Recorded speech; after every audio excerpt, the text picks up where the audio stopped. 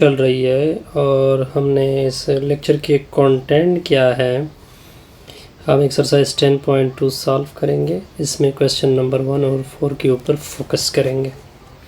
तो जी question number 1 क्या कहता है, आपने क्या क्या फाइंड करना है। साइन 2 थीटा की वैल्यू फाइंड करनी है, कास 2 थीटा की वैल्यू फाइंड करनी है एंड टेंजेंट 2 थीटा की वैल्यू फाइंड करनी है। इसके ऊपर है क्वेश्चन मार्क। तो जी आ जाइए, सबसे पहले साइन 2 थीटा लिख देते हैं। इसका फार्मूला क्या है, 2 साइन थीटा, साइड पे क्या आएगा, कॉस थीटा। मान ले this is call equation number 1, क्योंकि ना साइन थीटा है ना कॉस थीटा है। अब हम इस वैल्यू से ये दोनों वैल्यू फाइंड करेंगे। तो टेंजेंट थीटा इक्वल है -1/5। ओके, टेंजेंट खुद किसकी इक्वल है, परपेंडिकुलर बाई बेस। तो परपेंडिकुलर की वैल्यू 1 आएगी, बेस की वैल्यू 5 आएगी। यहाँ तक क्लियर। अब हमारे पास हाइपोटेनियस नहीं है, तो हाइपोटेनियस होता है बेस का स्क्वायर प्लस पर का स्क्वायर। प्लगिंग कर ले, 5 का स्क्वायर प्लस 1 का स्क्वायर। तो h square equal to h square equal to 5 का स्क्वायर 25 प्लस 1 आएगा। फिर आप दोनों के ऊपर क्या लोगे, स्क्वायर रूट। तो h की वैल्यू आएगी 26 स्क्वायर रूट। ओके, अच्छा, अब साइन थीटा हमने फाइंड करना है, तो वो है परपेंडिकुलर बाई हाइपोटेनियस। ऐसे ही है, परपेंडिकुलर की वैल्यू 1, हाइपोटेनियस की वैल्यू 26 स्क्वायर रूट। लेकिन क्वाड्रेंट कौन सा गिवन है, सेकेंड, तो इसमें साइन क्या होता है, पॉजिटिव। दूसरा है कॉस, जो होता है बेस बटा हाइपोटेनियस, बेस की 5, हाइपोटेनियस की वैल्यू 26 स्क्वायर रूट। क्वाड्रेंट कौन सा चल रहा है, सेकेंड, तो इसकी वैल्यू क्या हो जाएगी, नेगेटिव। अब इक्वेशन ए को देख के,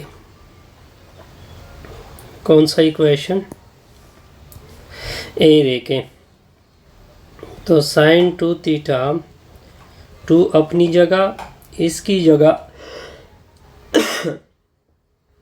1/26 स्क्वायर रूट, और दूसरी जगह कॉस की जगह क्या पुट होगा, -5/26 स्क्वायर रूट। तो साइन 2 थीटा आ जाएगा, ऐसे आएगा -10, इन दोनों का स्क्वायर रूट का स्क्वायर हो जाएगा, तो इसे निकलेगा 26। 2 से डिवाइड करें, -5/13। ये किसकी वैल्यू आ जाएगी, साइन 2 थीटा की वैल्यू आ जाएगी। इसको मैं सर्कल भी कर रहा हूँ, सॉरी, इसको मैं सर्कल भी कर रहा हूँ। ओके, अब आते हैं नेक्स्ट कॉस 2 थीटा के ऊपर। किसकी वैल्यू फाइंड कर रहे हैं, कॉस। वो किसकी इक्वल है, cos square theta minus sine square theta.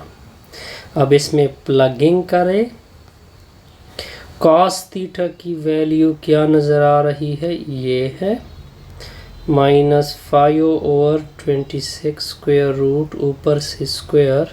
Sine theta की वैल्यू 1/26 स्क्वायर रूट, ऊपर से स्क्वायर।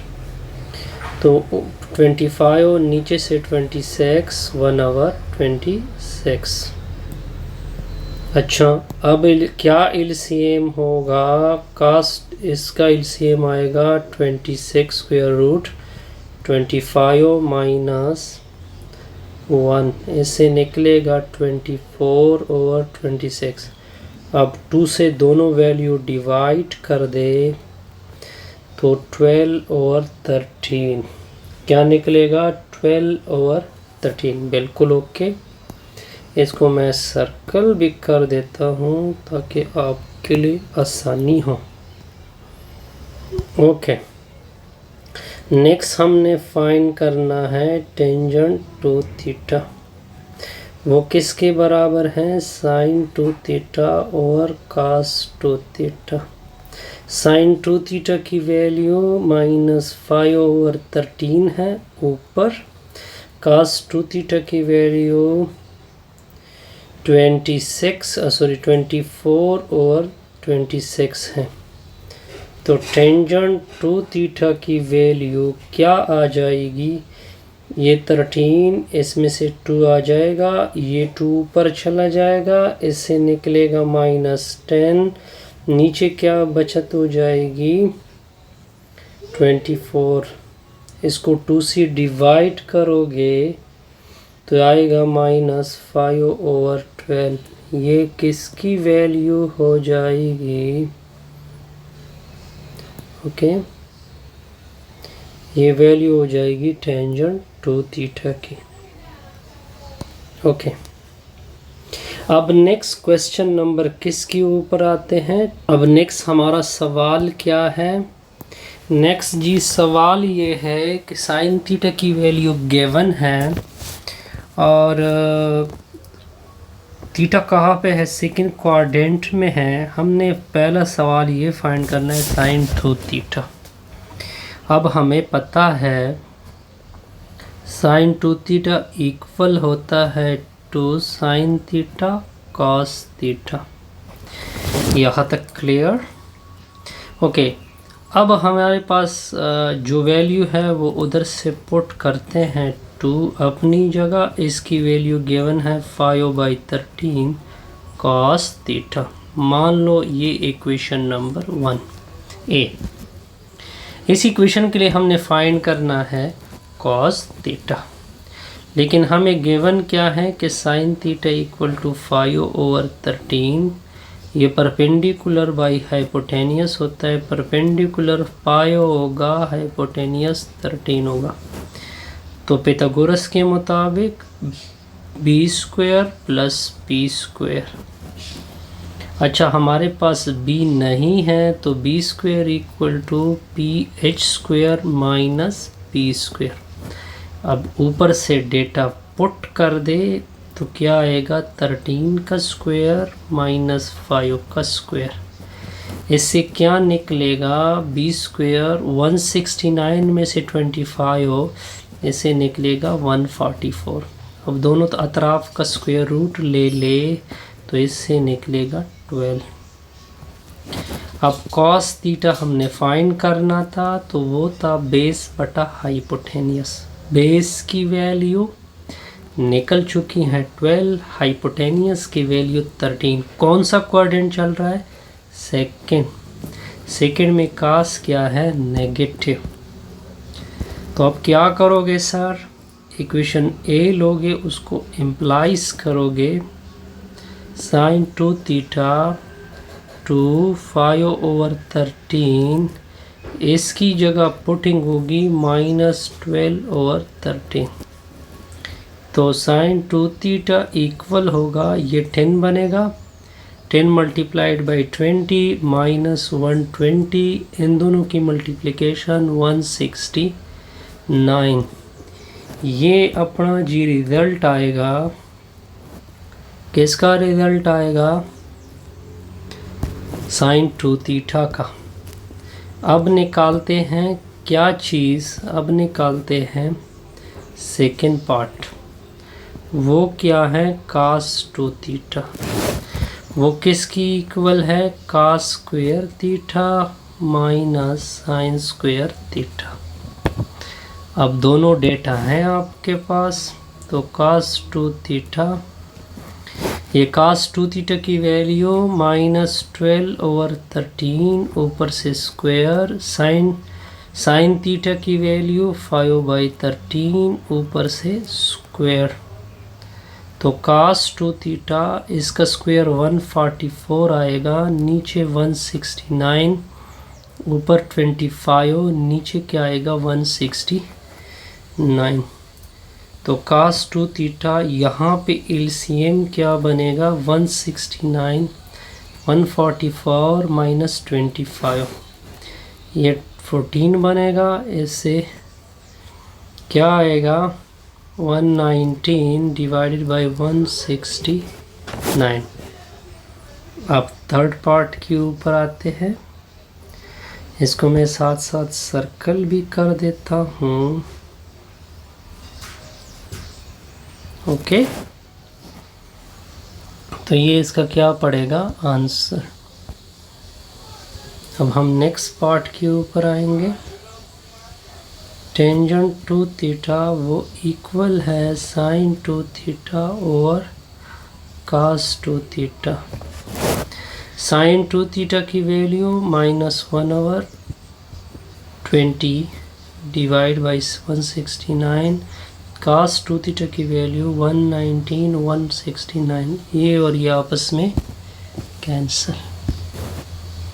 तो सर रिजल्ट क्या पड़ेगा, टेंजेंट टू थीटा -120 नीचे क्या आएगा 119।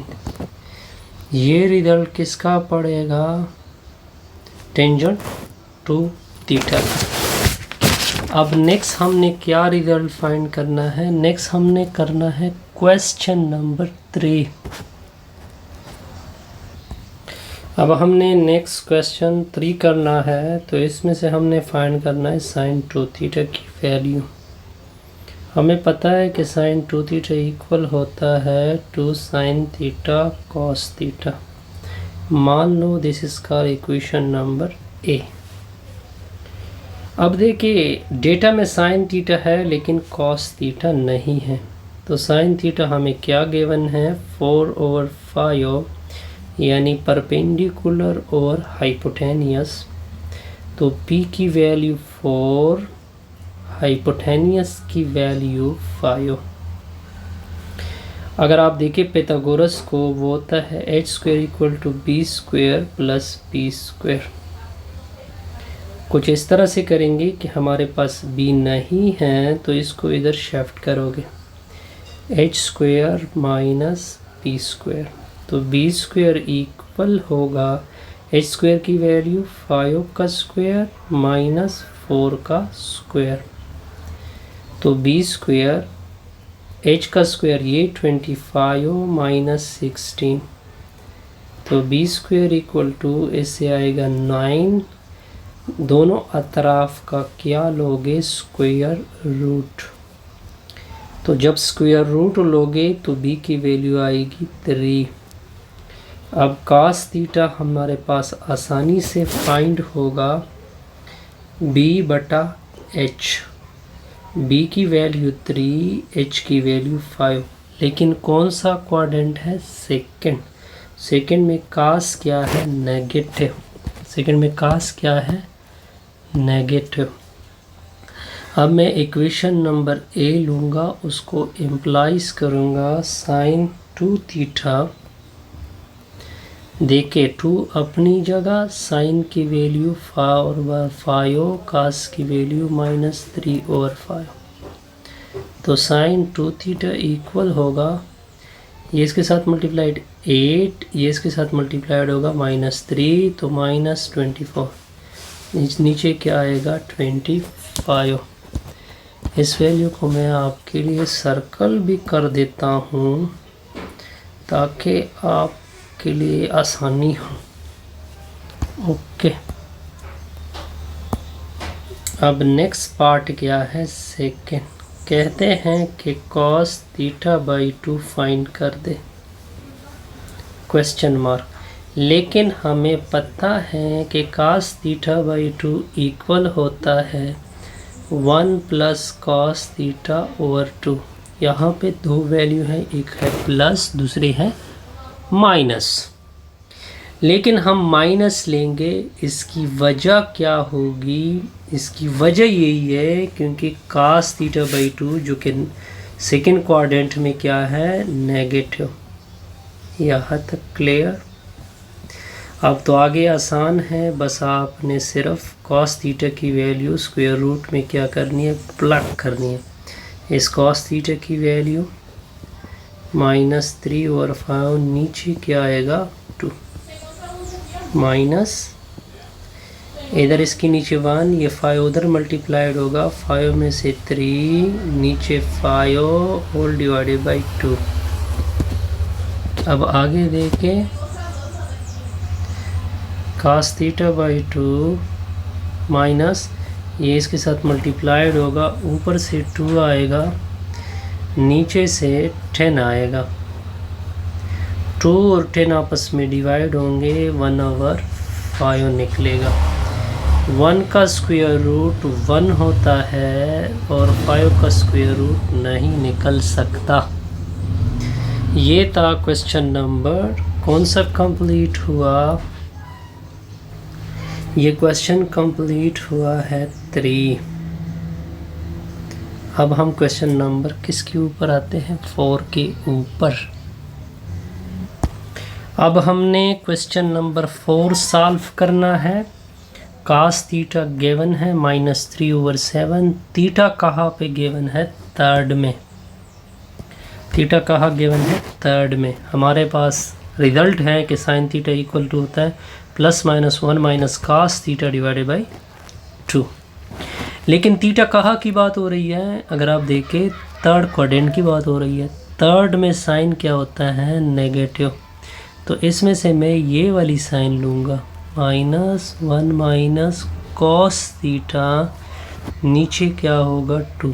बस अब इसमें वैल्यू पुट कर ले।